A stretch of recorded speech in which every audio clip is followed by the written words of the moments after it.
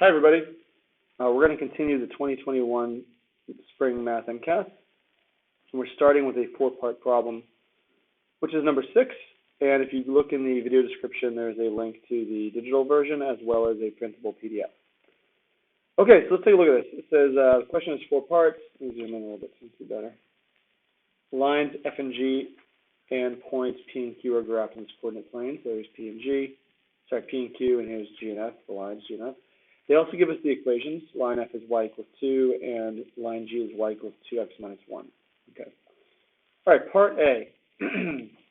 Write an equation of the line that is parallel to F and passes through point P. Okay, so there's 2 ways to do this. You can use the point-slope form, right? And I'll write that up here. So y minus y1 equals m parentheses x minus x1. Or you can use the graph here. I'm going to show you both ways. You just have to be really careful. So I'll be honest with you, the first time I looked at this, I actually didn't realize at first what was going on with this grid, because they do something a little weird here. You know, leave it to MCAS to make something more complicated than it needs to be. You'll notice these grids are not going up by 1, like they're not by 1 integer. So for example, each one of these blocks is basically a half. So it's 1, 2, 3, 4, but it's every other block, which means this would be a half. This is 1, this is 1.5, this is 2, 2.5, so forth and so on. And the same thing for the x-axis. So you have to keep that in mind if you're trying to graph this. And that's, I don't know if they did that intentionally or not. I feel like they did that maybe to discourage you from trying to graph it. And again, if you were to do this, you'd need like a dry erase marker to work on your Chromebook, which I know a lot of kids are using, so, and we're using here. So anyway, I'll show you both methods, and you can make the decision for yourself how you want to approach this problem. So, okay, we know it's going to be, here, let's go back here. We know it's parallel to line F, and it passes through point P, and it's asking us for the equation. Okay, so F has a slope that's going to be 0 slope, because it's horizontal, right? So this equation is actually just y equals 2. So this is going to be another y equals something, so it's parallel to it. And it goes through point P. So here's P, right? It's parallel to this, it goes through it. So it's just going to be, actually I'm going to use a ruler so it looks a little better here. It's going to be like this.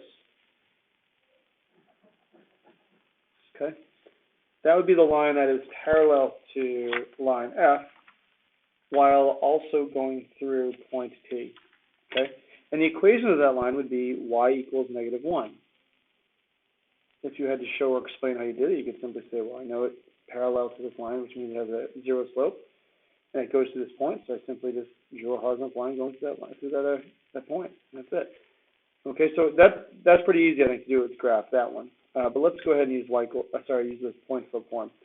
So y minus y1 equals m parentheses x minus x1. So m is going to be our rate of change, and the x1 and y1 are going to be the point that we go through. So the point we go through is P, so it's going to be y minus -1 equals m, which is 0, x minus -2. So this becomes y plus 1, and this 0 will go through and this is 0, okay? And we're going to subtract 1 from both sides, and we're going to have y equals -1. So you can find it algebraically pretty quickly, too. So you can decide how you'd rather approach part A. All right, part B. Write an equation of the line that is parallel to line G and passes through point P.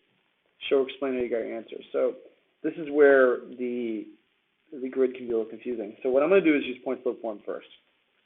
Okay, so it's parallel to this line, and it goes through point P. So it goes to this point as well. Okay. So, all right, we know parallel lines have the same slope, and we know, if we go to our equation here, it says there's a slope of 2, a rate change of 2. So we know our m is 2. Our x1, y1 is going to be -2, -1. So x1 by y1. And we're going to plug it into that equation here. So y minus y1 equals m parentheses x minus x1. Okay, so y minus -1. Our m is 2, x minus -2. All right, so we're going to make that, let's note that down. We're going to make that plus. We're going to make that plus. So I'm going to rewrite that. So y plus 1 equals 2 parentheses x plus 2. Let's distribute that 2. So y plus 1 equals 2x plus 4. And then we're going to subtract 1 from both sides. And we're going to get y equals 2x plus 3. And that would be the equation of our line. Now you could also graph that. So we know it's a rate of change of 2. But here's where it gets weird. So we'd have to go up 4 because each one of these is only a half. So we're going to go up 4. So 1, 2, 3, 4, and then over 2. So it would actually look like this. I'm going to go up 4 over 2. 1, 2, 3, 4. 1, 2. Then 1, 2, 3, 4. 1, 2.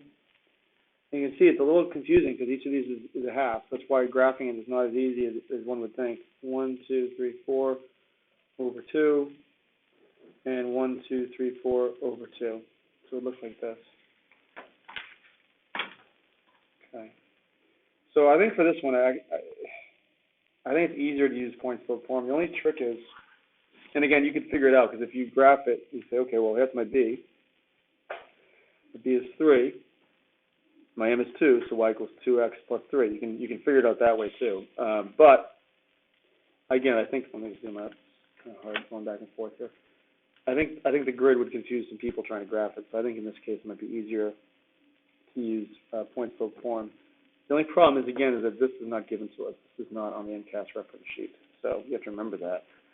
Hopefully you've done enough of those where you remember that. All right, let's look at part C and D.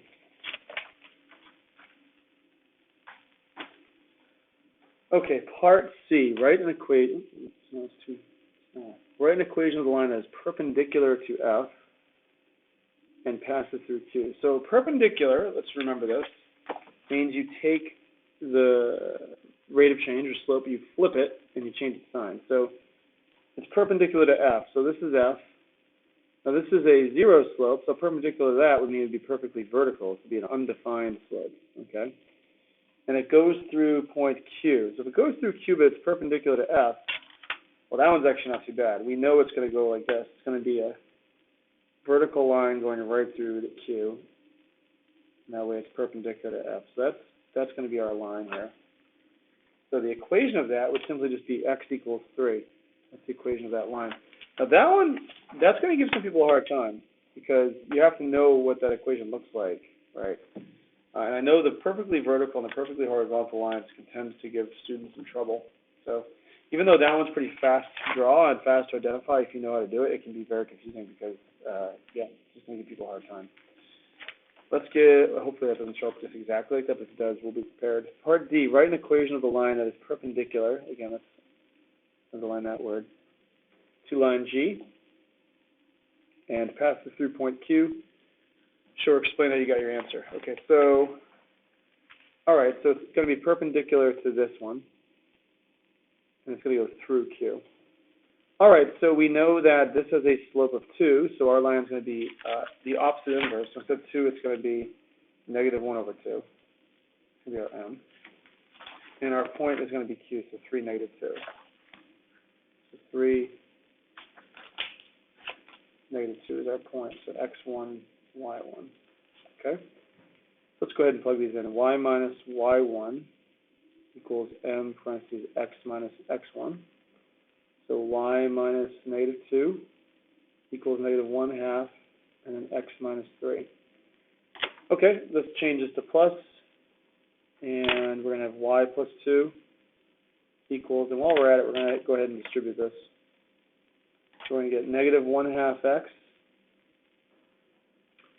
1/2 of 3 is 1/2 and it's positive, so positive 1/2 rather. And then we're going to, I feel like I screwed this up, guys. Hold on. Maybe I didn't. Let's see. No, maybe I didn't screw up. So minus 2. So it's going to be y equals negative 1/2 x minus 1/2. Now, that's what it looks like to me. Let's see if that works. Let's try to graph that. So negative 1/2 x. All right, so we know it's going through Q. It's negative 1/2. So this, again, this is where it's weird. So it would be down, so 1 is actually 2 blocks, and 2 would be 4 blocks. That's why it's confusing. We'll do a red line for this. So down, 1, 2, or 3, 4. 1, 2, 3, 4. So it looks like that. Okay. And up 1, 2, then left 4. 1, 2, 3, 4. Okay, then up 1, 2, 1, 2, 1, 2, 3, 4. Yeah, so it looks like this. And 1, 2, 1, 2, 3, 4. 1, 2, 1, 2, 3, 4. Okay, so go ahead and graph that. I think we did it right. It's just yeah. So if you look at that, it's crossing right here. The y-intercept is 1/2, negative 1/2, which is what we have. It's rate of change is negative 1/2 x. Yeah, it's just you can see why having these blocks be 1/2 rather than 1 makes graphing it more complicated than it really needs to be. So it's almost really urging you to use the point-slope form for these problems. And again, this last part is arbitrarily going to give people a hard time because we're not dealing with just integers, right? The fact that we have a mixed number here, you know, and you're going to end up with a fraction here, that's going to throw some people off. But as long as you know that it's perpendicular, you know you're going to flip the slope and change its sign. It should just really be something we can all do. But again, this whole problem, if you're not going to be able to graph it very well, it's going to rely on you knowing this and committing this to memory, something you did in Algebra 1. So for many of you, you learned this in like October or November of your freshman year, okay, during the pandemic, no less. So, yeah, it's very important. This problem, if we see something like this on the MCAS, which is hard to tell if you are or not, because they seemingly change it pretty significantly between the 2 versions they've given out, but we'll be ready if you study this. I think we're going to do just this problem for the video because it's a pretty exhaustive problem, so hopefully that was helpful. Thanks, guys.